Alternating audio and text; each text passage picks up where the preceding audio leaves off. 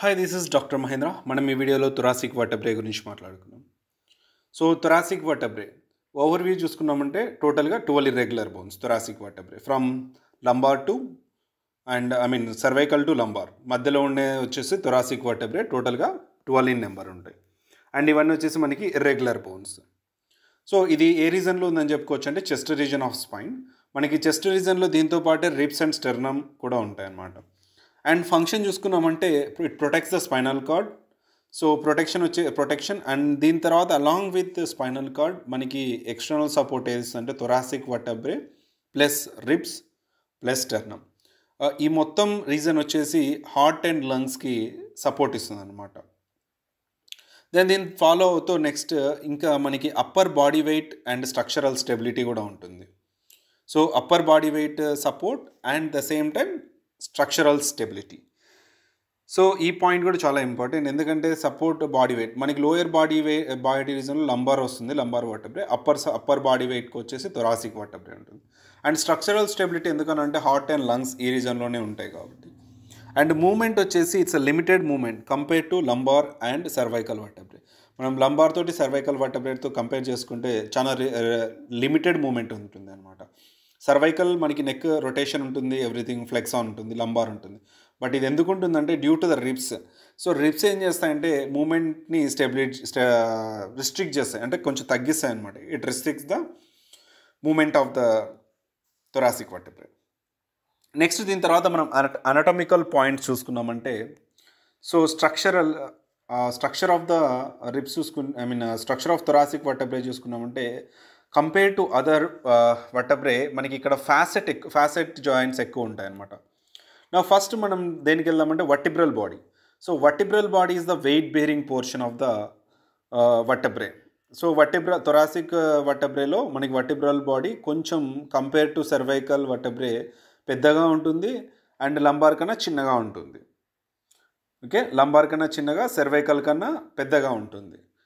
And అలాగే మనం vertebral foramen అంటే మన స్పైనల్ కార్డ్ ఏదైతే పాస్ అవుతుందో ఆ వర్టిబ్రల్ ఫొరామిన్ చూసుకున్నామంటే సర్వైకల్లో పెద్దగా ఉంటుంది, లంబార్లో చిన్నగా ఉంటుంది, థొరాసిక్లో రెండింటికి మధ్యలో ఉంటుంది.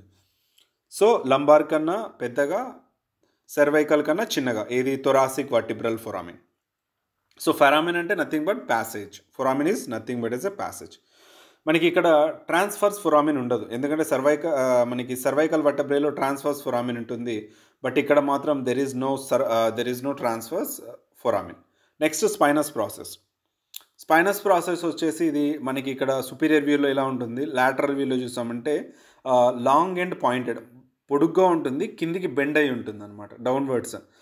సో ఇది వచ్చేసి long and pointed downwards and compared to cervical and lumbar వర్టబ్రే.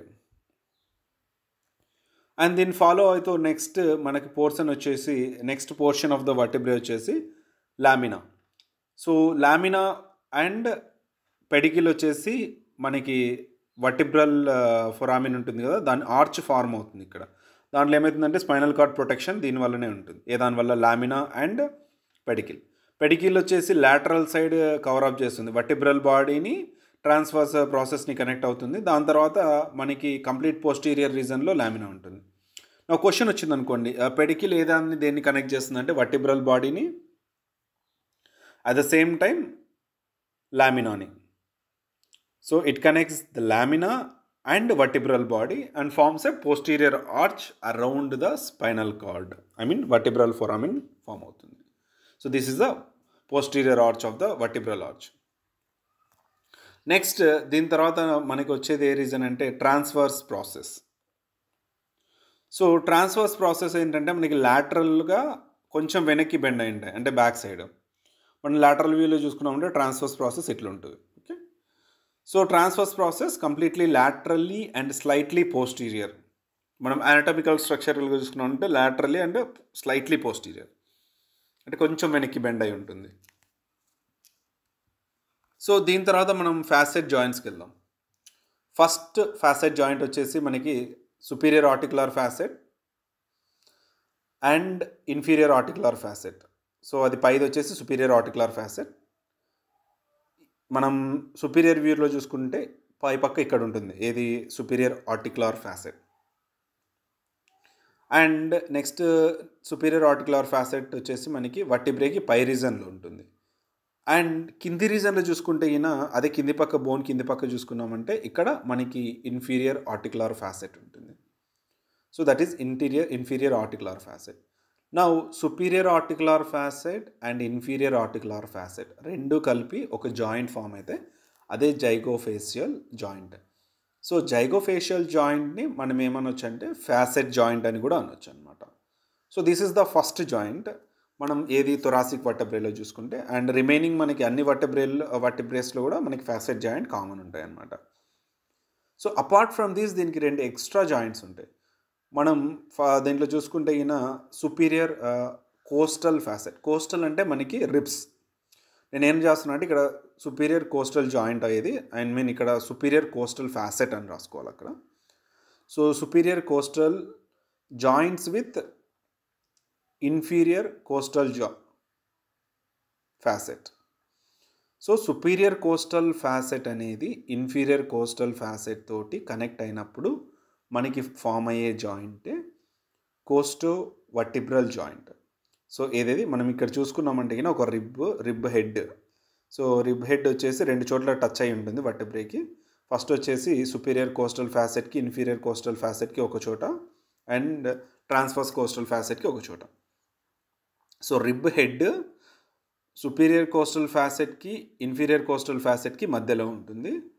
అది ఏ జాయింట్ ఫామ్ చేస్తుందంటే కోస్టో వర్టిబ్రల్ జాయింట్ ఫామ్ చేస్తుంది. ఇది superior costal facet, inferior costal facet, rib head, ఈ మూడు కలిసి ఫామ్ అయ్యే జాయింటే కోస్టో వర్టిబ్రల్ జాయింట్. ఓకే, దాని తర్వాత మనకి నెక్స్ట్ జాయింట్ వచ్చేసి ఇంకోటి ఏంటంటే transverse coastal facet joint. Next transverse coastal facet వచ్చేసి మనకి ఇక్కడ ట్రాన్స్వర్స్ ప్రాసెస్కి కనెక్ట్ అయి ఉంటుంది. So transverse coastal facet. So transverse coastal facet ఎక్కడ రిబ్కి ఎక్కడ కనెక్ట్ అయి ఉంటుందంటే tubercle of the rib. So tubercle of the rib transverse coastal facet రెండు కలిపి ఫామ్ అయ్యే జాయింటే costotransverse joint. What is the joint name? Costotransverse joint. So until here మనకి joints గురించి అయిపోతుంది. అండ్ క్లినికల్ సిగ్నిఫికెన్స్ చూసుకున్నామంటే మనం thoracic spinal stenosis first region. So thoracic spinal stenosis ఎందుకు ఫామ్ అవుతుందంటే మనకి కొన్నిసార్లు బోన్లో ఉన్న నారోయింగ్ పొజిషన్, అంటే మన స్పైనల్ కార్డ్ ప్యాసెస్ నారో కావడం వల్ల, ఫ్రాక్చర్స్ జరగడం వల్ల అండ్ హర్నియేటెడ్ డిస్క్ వల్ల మనకి ఏంటంటే ఈ రీజన్లో థెరాపిటిక్ ఎఫెక్ట్ చేయాల్సిన అవసరం ఉంటుంది. అండ్ న్యూరోపతిక్ పెయిన్ ఉంటుంది క్లినికల్ సిగ్నిఫికెన్స్ ఈ రీజన్కి.